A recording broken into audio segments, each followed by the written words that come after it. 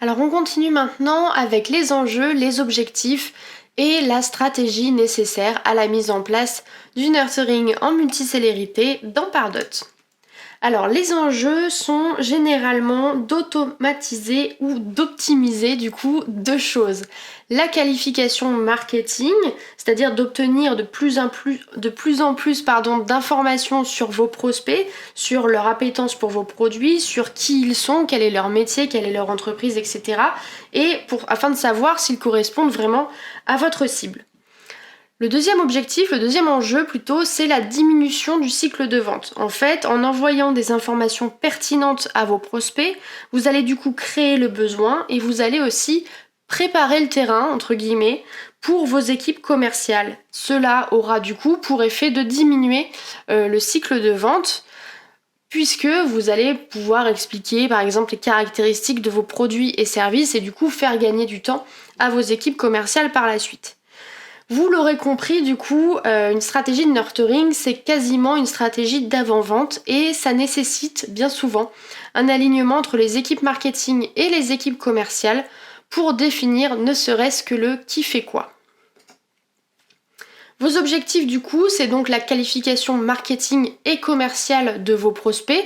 On peut notamment pour cela utiliser le progressive profiling, qui est une fonctionnalité des formulaires Pardot qui permet d'afficher de plus en plus de champs au fur et à mesure des visites de vos prospects. Et le deuxième objectif, c'est évidemment l'augmentation du score jusqu'au score seuil, c'est-à-dire jusqu'au moment où votre prospect va basculer de Pardot vers Salesforce pour créer du coup une piste ou un lead. La stratégie est importante et il est nécessaire de la définir avant de mettre en place les scénarios. Vous allez voir que les scénarios d'engagement offrent de nombreuses possibilités et on a tendance, si on n'a pas réfléchi sa stratégie avant, à essayer de tout faire, d'utiliser toutes les fonctionnalités des scénarios d'engagement, ce qui, pour le coup, pourrait être contre-productif. Donc avoir une stratégie concrète avant de basculer dans l'outil et avant de mettre en place vos scénarios de nurturing, c'est une bonne pratique. Du coup, pour vous aider à faire ça, je vais vous donner un exemple d'une stratégie concrète de nurturing et c'est d'ailleurs cette même stratégie que je mettrai en place dans l'outil tout à l'heure en démo. Mon exemple, mon score seuil, c'est 200 points. Donc le point de bascule ou au moment où se fait l'assignation dans mon Pardot, dans mon exemple, c'est 200 points. Ensuite, je considère que mon prospect est arrivé dans Pardot par lead gen. Donc, il a déjà rempli à minima un formulaire.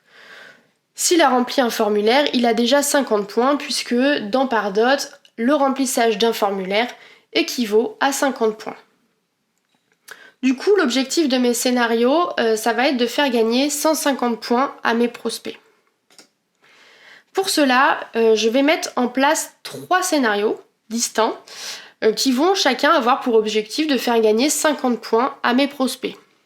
Alors le premier scénario, ça va être un scénario dont la fréquence d'envoi sera bimensuelle. Les types de contenus seront assez génériques. Il y aura des articles, des livres blancs, etc. en fonction de ce que j'avais mis préalablement dans ma bibliothèque de contenus. Ce sera des contenus qui sont pas encore très engageants, vraiment très génériques sur l'entreprise, sur la marque. Et mon objectif, ça va être le téléchargement d'un livre blanc, ce qui donnera 50 points à mon prospect.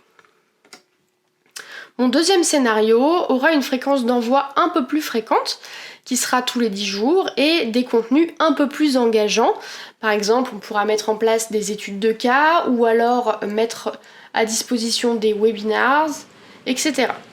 L'objectif de tout ça, ce sera un téléchargement encore, ou une inscription à un webinar, ce qui fera de nouveau 50 points. Troisième scénario et dernier du coup, avec une fréquence d'envoi toutes les semaines, donc là on est un peu plus pushy on va dire, des types de contenus très très engageants pour le coup, des benchmarks, des témoignages clients, des webinaires produits, des emails commerciaux, etc. L'objectif ce sera toujours un téléchargement ou une inscription à un webinar ou une prise de contact directe, le tout pour 50 points. Évidemment, il s'agit ici d'un exemple de scénario. Vous pouvez évidemment affiner en fonction des contenus dont vous disposez et aussi selon votre stratégie marketing globale.